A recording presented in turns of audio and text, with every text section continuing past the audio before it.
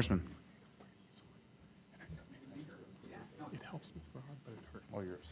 So I'm the closer. Thank you for the thanks just for the chance to spend a couple of minutes together. And I know time is precious, and I promise you we will bang this gavel at 11 o'clock.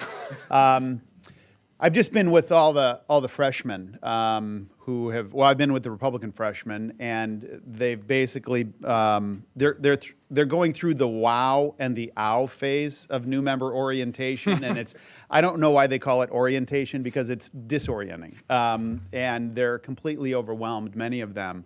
But what I would observe is that I think that there is a real openness to new approaches, particularly on the cost-saving side, and they're I think a clean slate, and there's not a lot of sort of that already listening, oh we can't do that mentality, which I think there's a real brightness to that, and there's I think a tremendous opportunity to sort of expand the conversation ultimately that we're all having as a country, and that is how do you do things better, faster, and cheaper, and I think the lion's share of the conversation this morning has been driven towards those themes. So let me just tell you a quick personal story. My wife and I are vacationing in Budapest a few years ago, and I decided to save a couple of bucks, and that it would be really interesting and charming if we took the subway.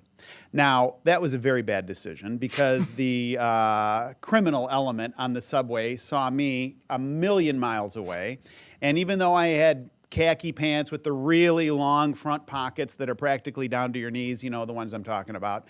And even though I'm not a complete chump and I had my wallet in my front pocket and I thought I was being very defensive, I got pickpocketed within a twinkling of an eye.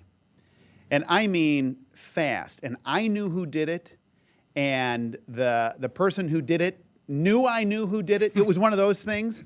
And then off the next stop they were, and it was a whole gaggle of them, and boom, I'm without my stuff, and I'm in the train station or wherever I am in Budapest. I get back to the hotel room, call the credit card companies, and they said, "Oh, we're really glad you called because we were wondering if you had just bought $10,000 worth of, I don't know, tchotchke or stereo equipment or whatever it was on the streets of Budapest." To which I replied, "No, I didn't." And they said, "No problem. We'll send you a new card, and you just sign the form. Game, set, match. You're done." All right, that's a beautiful thing. And that's obviously the technology that we've all been talking about, and that is sort of obvious to everybody that on worldwide credit card transactions, $11 trillion worth of worldwide credit card transactions, the fraud rate is 0.047%, which is that big. It's nothing compared to this adventure that we all have on this system that nobody would have designed this way, called Medicare and Medicaid. So the question is, how do you move forward, obviously? And I think I have so appreciated CMS's willingness to be engaged in this.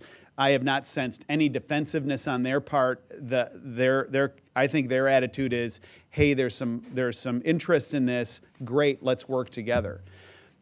Speaking to I think the opportunity, and an opportunity in a city that is highly charged with partisanship, and particularly with new majorities coming in, I think this is an area where everybody can work together and can be very, very thoughtful. We had, as House Republicans, we had a decision to make during the health care markup a year and several months ago now, in the summer, late July.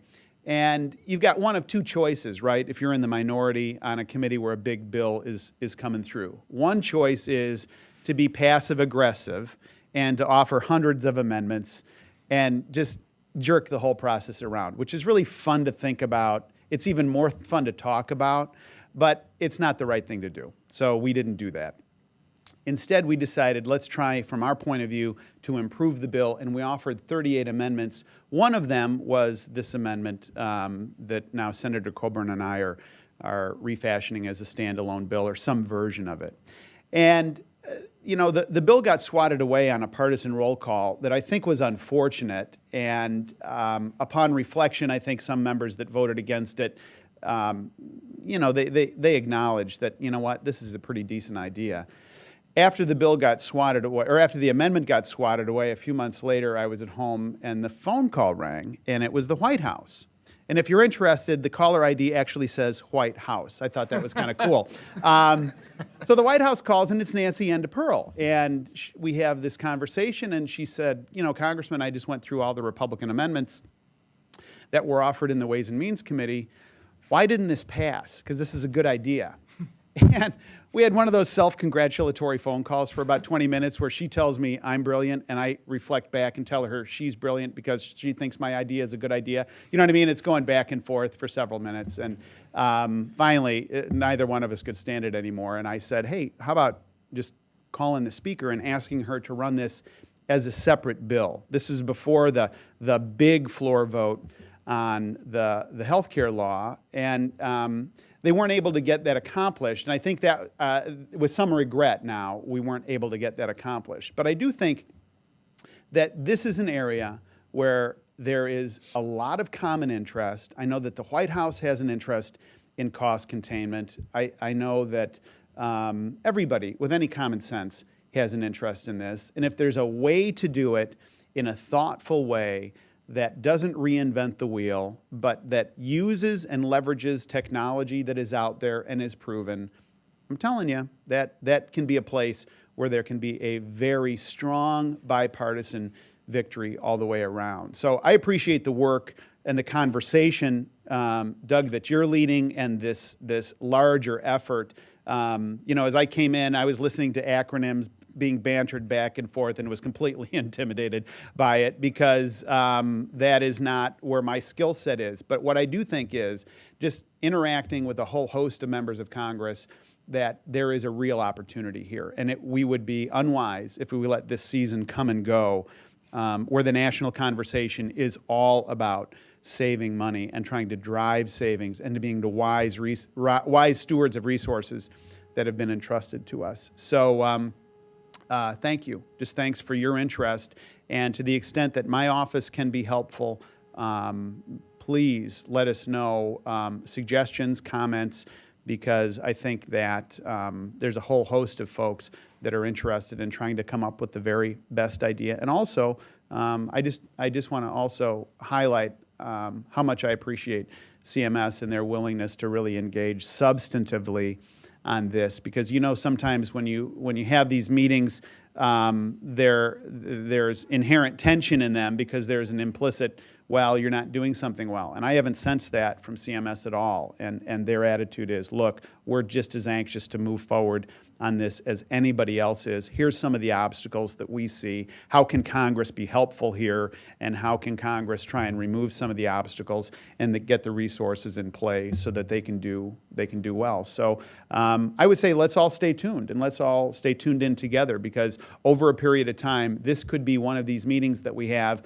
again in 12 months, and we're able to say, hey, something actually got done, and this moved forward in a substantive way. So thanks for your interest. Doug, thanks for the invitation, and we even picked up a couple of minutes here. So thank you. Have a good day.